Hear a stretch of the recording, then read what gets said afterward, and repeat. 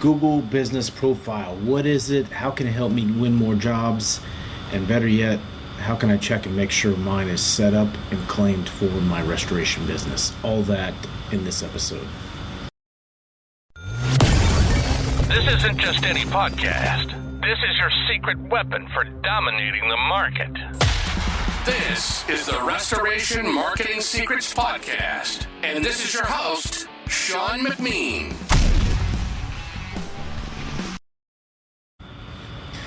Welcome to episode 11 of Restoration Marketing Secrets. I am your host, Sean McMeen, and today's episode we're going to talk about Google Business Profile.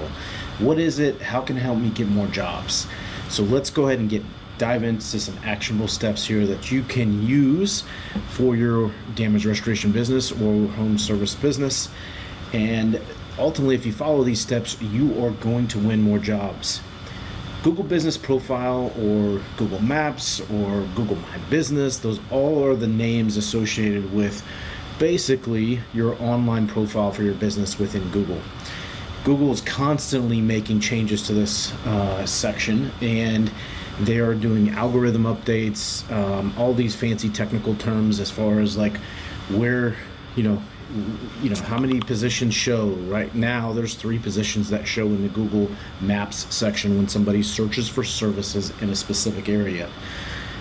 And you want to make sure your business is shown there. If you do not have a Google Business Profile, you definitely want to make sure you set that up. A great way to check, just in case you're totally have no clue what I'm talking about, is go out to google.com, search for your company name. If on the right-hand side or about a quarter of the way down you see a map section and you see your company name there, you have a Google Business Profile set up. Or it used to be called GBP for short, or GMB. Those are all the names associated with it. You have to have one of these because most of the searchers use Google now for finding solutions to problems. And so by having a Google Business Profile, you are going to show Google that you do a service in a specific area. And I constantly preach on this about making it super clear where you want to show up in Google's eyes and where you want to be known for an authority. And so let's dive into these actionable steps of setting up your Google Business Profile and optimizing it. If you go out to my website, restorationmarketing.com, there's a checklist out there that you can download. And on that checklist, it'll talk about optimization on your Google Business Profile. But I'm going to step you through the basics here and some things to look out for in 2023 and going into 2024. As of September 6th, these are the steps that we would follow to get you more jobs online and make sure your business profile is set up this way. So first off, if you want to figure out how to manage your profile, you go to google.com/business. You click on the right-hand side, manage my profile. You can log into your Google account and you can manage your Google Business Profile from there. There's several aspects that are key and important elements in order to make your business show up for your specific services in your area, and we're going to talk about those first. Number one, the name associated to your Google Business Profile. I'm just going to say going forward, GBP, make it short, going forward, GBP, your Google Business Profile.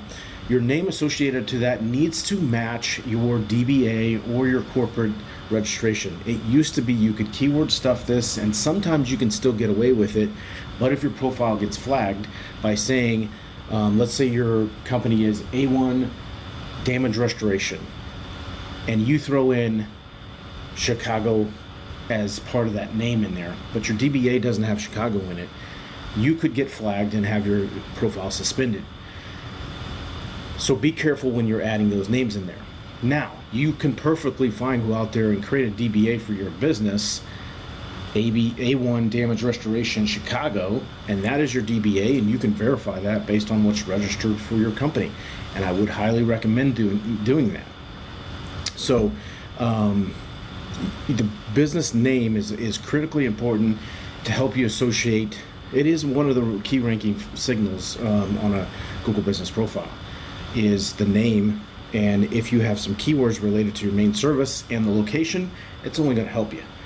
So you got the business name, you've got the business category. This is, you can have what's called one primary category.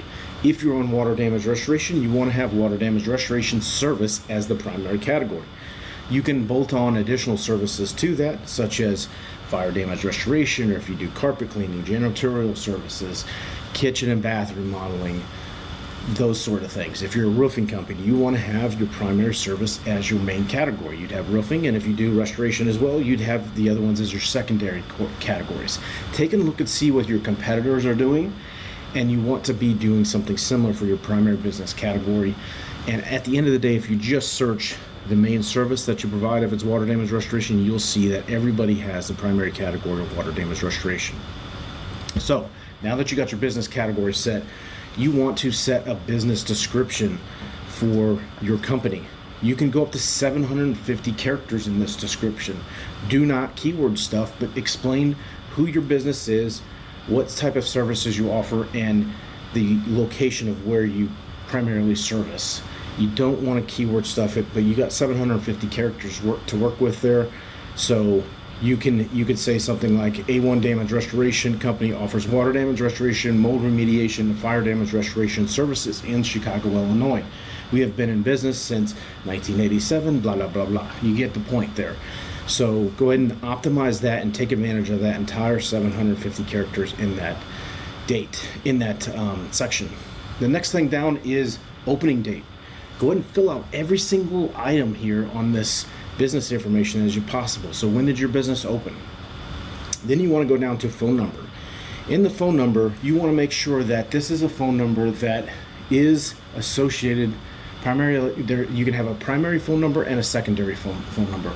I highly recommend in that primary number being a tracking number that is recorded, and that way you can associate and do coaching and do all of those things on a tracking number that you cannot do if it just goes to your cell phone. So I would highly recommend set up a tracking number. We set this up within our dashboard, and then you can forward that tracking number to any other associated number, whether it's a cell phone or a landline number or voice over IP number or Ring Central or whatever you want to do there. And then you want to make sure that number can receive text messages, because the important factor here is that Google will ask you to do the verification sometimes, and you want to be able to receive text messages to that. So that is your phone number associated to that. If you put the tracking number as your primary number and then your main office number that's on your business cards as your secondary number, it associates the two numbers to your business, so you have no issues there to worry about any discrepancies on that. The next thing down is your website. Make sure your website address is listed there, and it's exactly as you would do go to the website page or the URL. So for instance, if it's www.a1damagerestoration.com, make sure the www is in there. If it's without the www, make sure it's without. So that way it's exactly how your website shows up when you type it into the URL. And I always see these look a little different. So if it says www, make sure that is associated in there. If you're really technical, make sure you put UTM parameters in there. So you would put like UTM_source equals Google Business Profile. And what this does is it tracks visits from the Google Business Profile versus someone just typing in your URL. Again, more of an advanced topic, but you can look online for those types of things. You want to set associated short name for your Google Business Profile. Usually this is just something like your name. So again, you're filling out all of that appropriate information. If this is a business location, you want to have an address associated to that location. And this is typically where you would used to get a postcard delivered, but no longer postcards usually don't get delivered anymore. Usually you have to do a business verification over a video or something associated with that. But if you have an office, I would highly recommend showing your address. If you have a home location and you're just trying to verify this location, it's going to be very difficult. I can tell you that now. We'll do another podcast about the difficulties of Google verifications right now for anybody that doesn't have a profile. I'm going to assume you've already got one associated, so we're just going to talk about optimizations here. There is now a section underneath the address called service area. Make sure you include all the main cities associated or around you within your service area into that section. Make sure you have your business hours set. If you're a 24/7 company, make sure it says 24/7 on there. Then there's other sections down here that you can associate. So let's say you're veteran-owned or woman-owned. You can associate those. You can also add any highlights. You can have any sort of just looking to see what other things they have there that might be appropriate to you. Those are the main things on the business information section that you want to make sure that's filled out. After you go from the business information section, you want to look at the section called services. Services are a piggyback off of the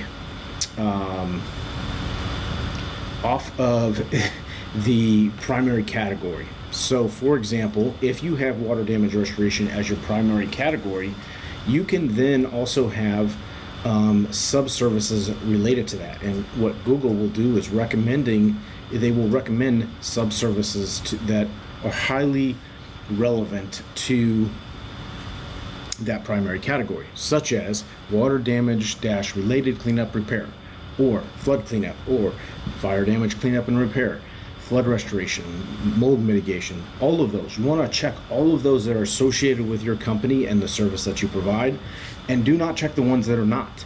So for instance, if you do not do painting as part of your service, don't check it. If you don't provide carpet cleaning, don't check that under your profile. So make sure you do that for each of the primary category and secondary category. And when you do that, then what you can then do is put a description for each one of those services, and a detailed description for each one of those services in there. So that way you're feeding Google all the information that they're looking for. So for example, water damage restoration, a common highly recommended setting or service within that primary category is water damage related cleanup and repair.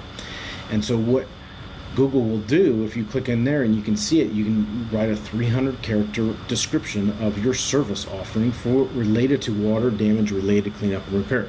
Fill those out. Fill every single one of those out with the appropriate information, save it, and that will give Google context related to that specific service and subservice there. So, and to your business. So for example, I would say something like, A1 damage restoration. Again, I'm just throwing out an example of an example company. A1 damage restoration helps with water damage cleanup and related repaired issues in Chicago, Illinois. You would fill that out completely. So once you get the services filled out for every one of those sections there, you want to go to a section called products. It might sound silly in a home services place to put in products, but at the end of the day, you're going to use these products section to highlight all of the service that you have, and then link those products, unquote, products / you want to link that to a service page on your website. So for example, under the products section, you would have a product name, water damage restoration, and that would be associated to your category, water damage restoration service. And then you'd put a product description. You can go up to 1,000 characters in that product description, and then you can put a product landing page or service landing page for it. So it would be A1 damage restoration / water damage restoration, or whatever that URL is. And then you can associate a picture for that. So you can put a picture of a water damage jobs that you've done, and then over that picture overlay it with an image that says water damage restoration. And you can do that for any unlimited number of products or services, what I'm saying.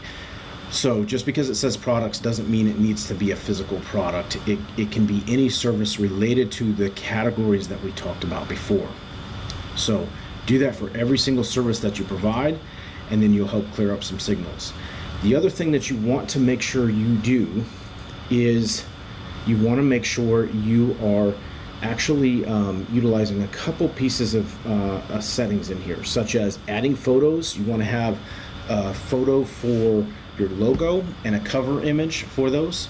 The logo is just that. It's an image that's associated with your company.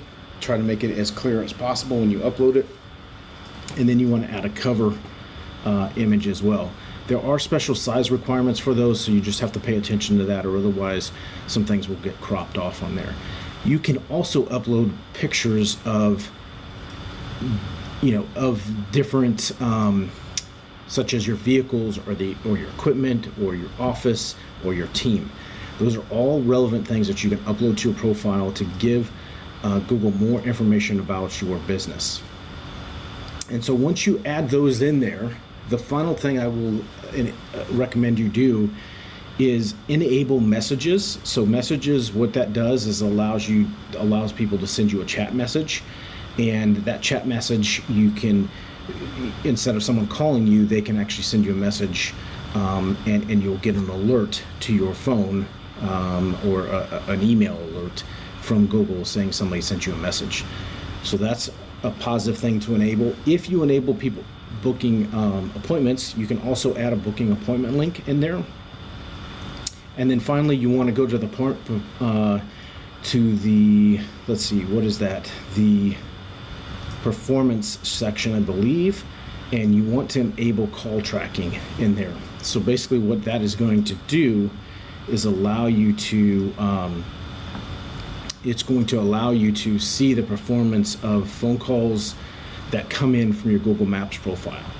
And what Google will do here is they'll give you a profile strength, and it's this little circle, and you want it ultimately to be green. So you want to fill out as much information as possible in there. One of the important aspects I forgot to mention on the profile is making sure that you associate, if you are running Google Ads, you associate your Google Ads phone number to your Google business profile. So that way you can make sure that there's all of those signals are aligned, that your Google Ads account is associated with this Google business profile. They say this doesn't have any sort of impact on your rankings, but I would just, if they're giving you an option to fill it out completely. Where that section is associated to is when you're looking at your Google business profile on google.com, there's 3 little dots there. You click on that and you go to business profile settings, and you'll see a section called advanced settings. And if you scroll down in there, you will see that there is something called Google Ads phone number, and you want to associate that phone number to that profile. And I think that's a high-level overview of all the things associated with Google Business Profile. Again, if you want to find out more details, go to restorationmarketing.com, and you will get a checklist there to optimize your profile. I will do a video again at some point, but for now, I just wanted to give you some highlights to take a look at what is Google Business Profile, and how optimizing it can help you get more jobs. Ultimately, what you're trying to do is show up above your competitors. And if you fill this out completely and get reviews associated with this profile, you 100% will get more opportunities and more jobs within your area over time. So hopefully this was helpful. Thanks again for following along on the journey. If you have any questions, hit us up at restorationmarketing.com. But for now, this is Sean McMeen signing off from Restoration Marketing Secrets Podcast. Talk to you next time. You've been listening to the Restoration Marketing Secrets Podcast. Sean's not here to just talk the talk. He's walked the walk. With a track record of helping over 70 damage restoration companies and engaging in over 500 conversations with industry owners, he's seen it all. From digital marketing triumphs to the most ingenious growth hacks, he's got the keys to the kingdom, and he's sharing them with you. We hope you've enjoyed the show. If you did, make sure to like, rate, and review. We'll be back soon. But in the meantime, for more, hit the website at restorationmarketing.com.